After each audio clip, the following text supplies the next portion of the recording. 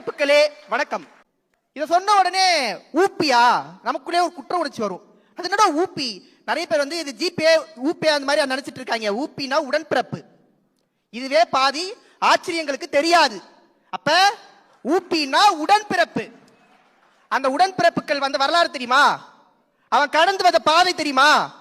அக்கௌண்ட்ல வந்து 200 ரூபாய் உழுதுன்றாங்க. 200 ரூபாய் உழுதா நமக்கு? இல்ல 200 ரூபாய்க்காக பேசுறோமா? இல்ல. நம்மள டாக்டரா இன்ஜினியரா ஏதோ ஒரு யூகேல ஏதோ ஒரு நாடுல 2 லட்சம் 3 லட்சம் 10 லட்சம் வரைக்கும் வேலை பார்த்துட்டு இருக்கோம்ல. 200க்காக பேசல. நாங்க சம்பாதிக்கிற ஒவ்வொரு காசும், நாங்க சாப்பிடுற ஒவ்வொரு வாய் சாப்பாட்டுலயும் ஏதோ ஒரு விதத்துல இந்த கழகத்துடைய உதவி இருக்கு. அந்த உதவிக்காக தான் நாங்க நிக்கிறோம். தான் இன்னைக்கு இவ்வளவு பேர் நிக்கிறோம். உங்களுக்கு ஒரே ஒரு கதை சொல்லிட்டு நண்பர்களே, ஒன்னே ஒண்ணுதான். எமர்ஜென்சி காலகட்டத்தில் அப்ப கொள்கையா இல்ல ஆட்சியான்ற ஒரு கேள்வி வருது. இன்னைக்கும் அதுதான். அன்னைக்கு இருக்கக்கூடிய காங்கிரஸ், நான் சொல்றது அன்னைக்கு காங்கிரஸ், யாரும் தப்பா எடுத்துக்க வேணாம். அப்ப அந்த காங்கிரஸ் கிட்ட கேட்கறாங்க, நீங்க கொள்கை எடுத்துக்கிறீங்களா இல்லனா வந்து ஆட்சியை தக்க வச்சுக்கிறீங்களா? கொள்கை தான் முக்கியம்னு சொல்லிட்டு அன்னைக்கு எமர்ஜென்சியை எதிர்த்தார் கலைஞர்.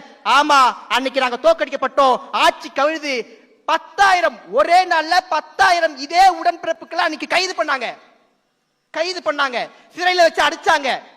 கொஞ்சம் கூட யாருமே கொள்கை தவறலையே.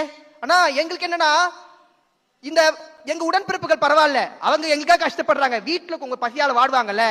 குடும்ப நல நிதின்னு சொல்லிட்டு கலைஞர் ஒவ்வொருவர்கிட்ட இருந்தும் 200 ரூபாய் வசூலிச்சாரு.